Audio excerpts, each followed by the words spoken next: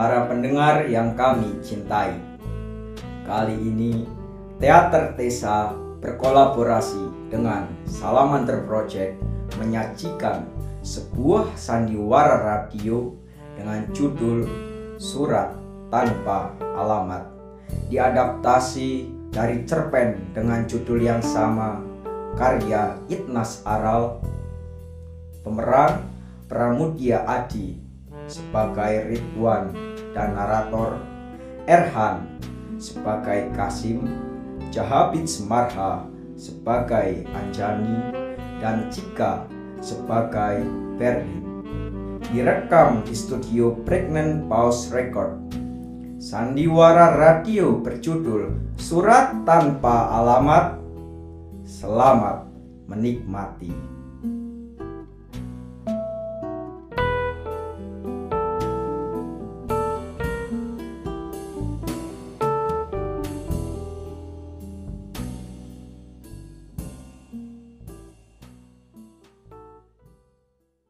Satu lagi, satu surat selesai ditulis. Lagi, tanpa alamat tertera. Semua surat yang ia tulis hanya tertuju pada satu nama, Anjani Widyastuti. Hanya nama. Tak ada alamat tempat yang akan menunjukkan kemana surat harus sampai. Ia memang tak pernah mengirimkannya. Hanya menulis, dan menulis. Kepada Anjani, dan selalu Anjani. Ribuan surat telah menumpuk di kamarnya. Kepada kekasih yang pergi tanpa pamit, surat ia tujukan. Tak sekedar pergi, kekasih itu lari. Ia tak hilang. Ia menghilang. Semua orang yang peduli telah menyarankan untuk melupakannya saja. Tapi lelaki itu memilih menulis surat. Apakah sebuah surat akan berguna jika tak sampai alamatnya? Apakah surat akan sia-sia jika tak sampai alamatnya? Terserah kau sajalah. Aku memilih tak melanjutkan perdebatan. Sebab aku tahu benar bagaimana perasaan Kasim terhadap Anjani. Karena itu, aku takut membawa perbincangan pada salah satu kata yang bisa membuat keadaan kawanku itu semakin tidak baik. Kasim bukanlah seorang keras kepala jika di luar ihwal surat yang terus ditulis tanpa terkirim itu. Sehari-hari ia sebagaimana laki-laki usia 30-an lainnya. Ia bekerja, berolahraga, berkawan, beribadah, merokok dan kadang minum bir. Penampilannya pun tak menunjukkan suatu kekukuhan apapun. Ia tak memiliki sifat fanatik pada warna dan selera. Dalam berpenampilan, ia juga selalu mau menyesuaikan diri dengan tempat dan situasi. Pendeknya, orang tak akan mengira bahwa ia memiliki rutinitas keras kepala dan sia-sia semacam menulis surat yang tak pernah dikirimkan, hampir setiap hari. Bermula sejak Anjani pergi 4 tahun silam. Mulanya tak ada yang tahu. Lama-lama semua kenalan tahu juga. Tentu tak tepat jika diistilahkan. Biarpun disembunyikan, namanya bangkai pasti tercium.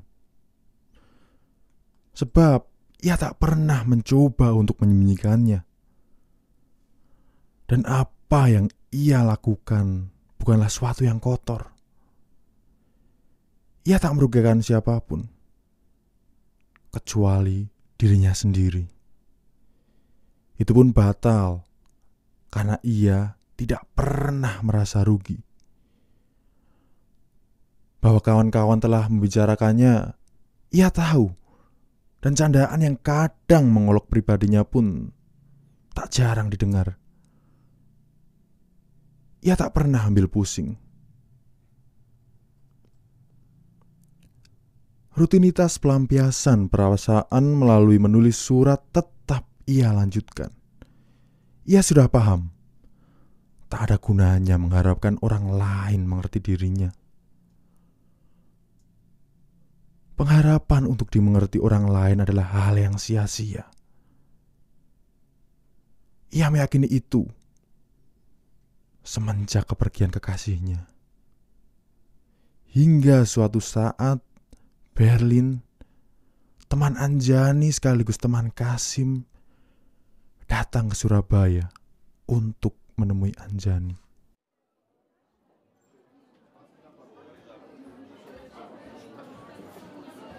Saat kau tinggalkan, Kasim memang sedang berada di dalam situasi krisis kepercayaan diri. Mulanya, ia masih memilikimu yang selalu ada untuknya. Kepadamu ia sandarkan kegoyahannya sebagai lelaki yang sedang terkepung kewajaran-kewajaran yang tak pernah berhenti menuntut. Di mata Kasim, kamu memang perempuan kuat dan mau menerima ia apa adanya. Aku mengerti, Ber.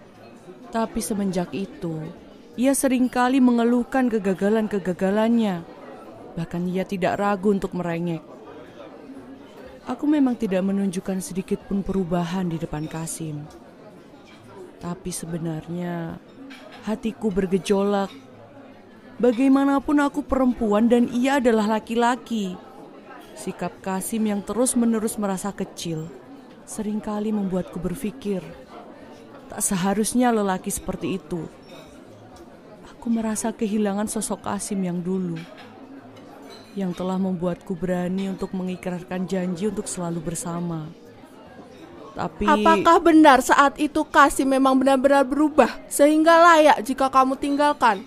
Apakah lelaki tak seharusnya seperti Kasim di kondisi seperti itu? Dan apakah memang perempuan tidak akan mau menerima lelaki yang semacam itu? aku tidak tahu, Ber. Dan entah secara bersamaan, aku berkenalan dengan seorang lelaki. Sosok yang memiliki segala yang kurasa hilang dari Kasim. Sosok yang keberadaannya telah meniupkan angin yang menggeser arah pandangku dalam melihat keseharusan lelaki. Hingga lelaki yang awalnya hanya kujadikan standar untuk menilai Kasim, memberikan aku pilihan. Ia meminangku. Walau aku tahu Kasim serius dan bermaksud melanjutkan hubungan sampai ke jenjang pelaminan. Tapi musim telah berubah dan Kasim tidak juga menyatakan tujuannya. Ditambah lagi kondisi krisis kepercayaan diri dan beberapa hal yang membuatku semakin mantap. Aku menerima pinangannya dan kau tahu itu semua. Lantas, mengapa kau tak membicarakan apapun pada Kasim perihal keputusanmu? Sebenarnya, aku telah menyiapkan banyak alasan untuk menjelaskan keputusanku kepada Kasim. Tetapi semua runtuh dan menjadi sama sekali tidak berharga. Ketika aku sadar bahwa segala alasanku baru lahir sesudah aku membuat keputusan. Semua hanyalah semacam penghalusan ingkarku. Aku menangis malam suntuk. Dan aku jadi tak memiliki keberanian untuk menemui Kasim. Jadi, kuputuskan untuk lari begitu saja dan membiarkan waktu yang akan menyampaikan semuanya kepada Kasim. Ya, perempuan tidak akan berani melompat sebelum ada yang menawarkan diri untuk menangkapnya. Akulah yang akhirnya memberitahu Kasim tentang pernikahan kamu, Anjani. Keputusanku bukanlah tanpa alasan. Bagiku, sepahit apapun kenyataan, tetaplah harus diketahui. Sebagai teman, aku ingin Kasim segera mengetahuinya. Tapi, begitu melihat keadaan Kasim yang sekarang, aku pun merasa bersalah. Itulah yang membuatku jauh-jauh ke Surabaya menemuimu, hanya untuk menceritakan keadaan Kasim. Ia menulis surat setiap hari tanpa terlewat. Kau tahu, surat itu menumpuk begitu banyak di kamarnya. Hanya tertulis namamu, tetapi tanpa alamat. Sebaiknya kau pergi menemuinya. Mungkin hanya kamu yang bisa menghentikan kegilaan itu. Pintalah ia untuk memulai hidup baru tanpa dirimu.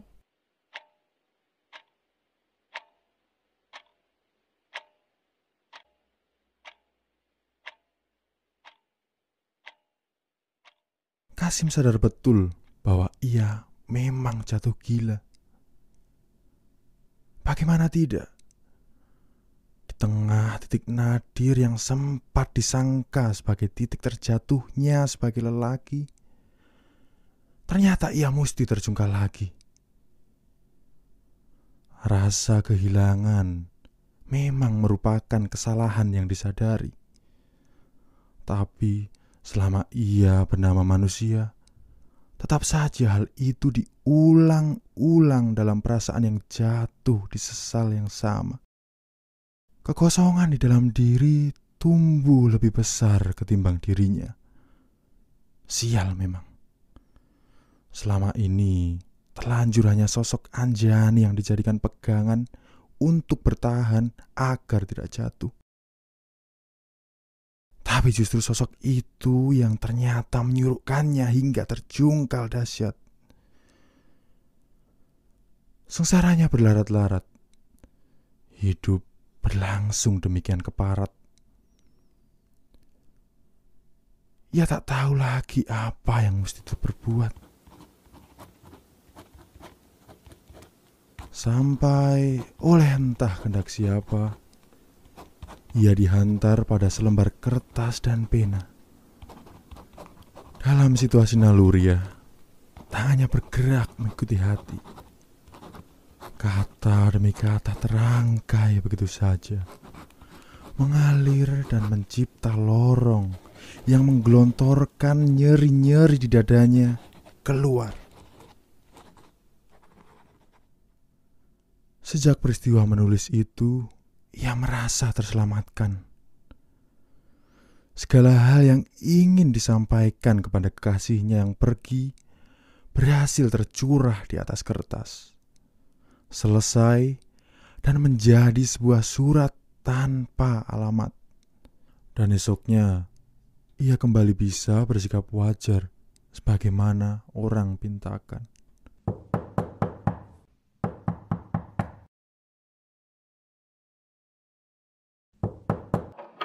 Kasim, Anjani,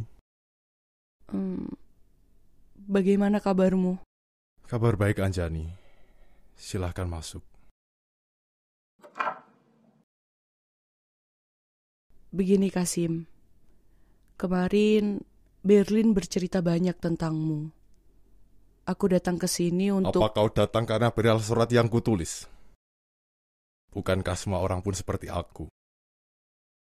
Kenapa pilihanku untuk menulis surat dianggap lebih gila ketimbang orang-orang yang menggelinjang di tengah dentuman musik disco? Atau orang-orang yang membuang-buang bensin dan mengacaukan lalu lintas untuk sekedar konvoi kegagahannya? Juga orang yang begitu menikmati duduk di depan layar yang memutar film dengan penuh adegan kekejaman.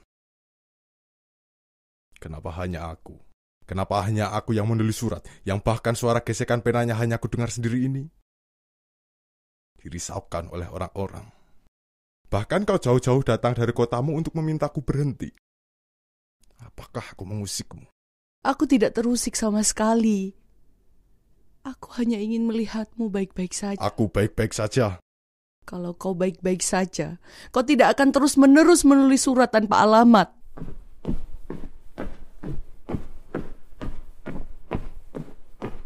Lihatlah. Apakah itu baik-baik saja? Anjani sendiri terkaget melihat tumpukan surat yang hampir memenuhi kamar yang dulu sangat sering ia datangi. Tumpukan surat itu memenuhi semua sudut kamar Kasim. Di meja, di kursi, di atas lemari. Tumpukan surat itu melebihi apa yang ia bayangkan. Apa itu yang kau sebut baik-baik saja? Apa itu? Itu perasaan cinta yang meminta untuk diungkapkan. Aku menuliskannya di atas surat.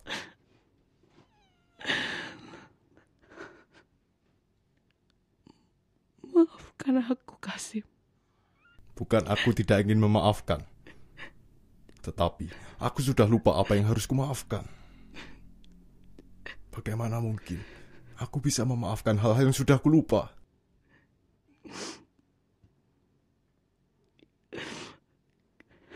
Kau tidak mungkin lupa. Surat-surat itu adalah bukti bahwa kau tidak melupakan kekejamanku. Baiklah. Kau tidak memaafkanku, aku terima. Tapi setidaknya, kirimkanlah suratmu kepadaku. Atau izinkanlah aku menjadi alamat yang mendatangi surat-surat itu. Aku akan membawa semua surat-surat ini. Surat itu bukan untukmu. Apa maksudmu? Jelas-jelas di sini tertulis namaku.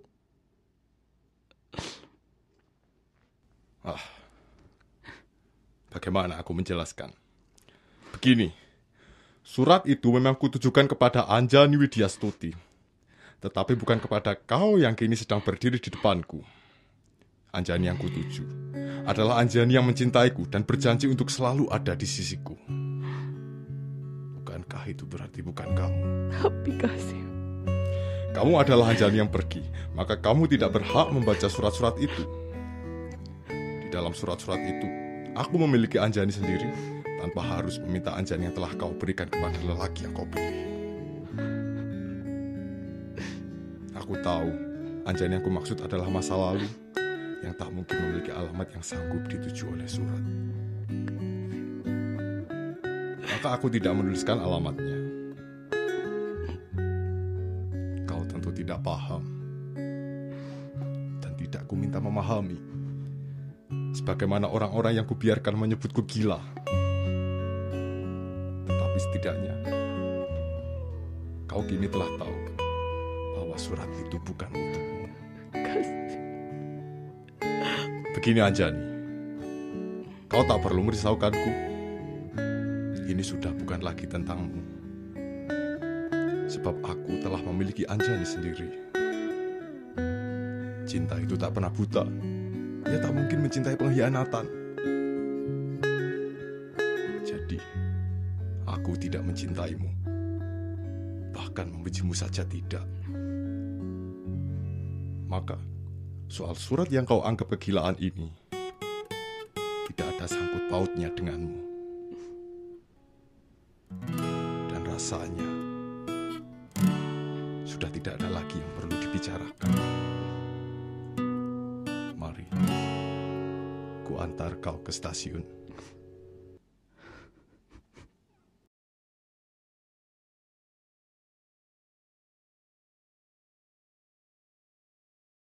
Anjani hanya diam dan menurut diantar Kasim meninggalkan kamar. Perempuan itu sadar. Ia patah hati setelah tahu bahwa cinta yang begitu besar ternyata tak lagi tertuju padanya.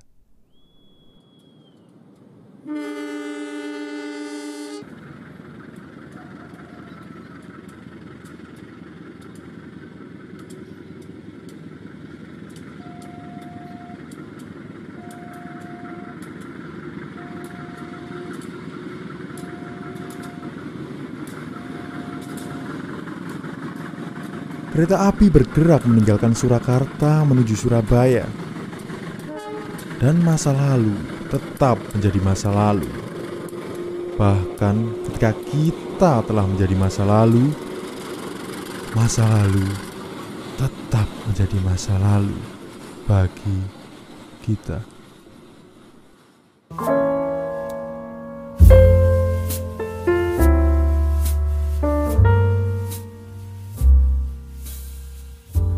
Terima kasih untuk para pendengar yang telah menikmati sajian kami. Terima kasih untuk Teater Tesa, Salamander Project, Pregnant Pause Record, serta semua orang yang terlibat. Terima kasih juga untuk pandemi COVID-19 karena tanpanya acara ini tidak akan berlangsung.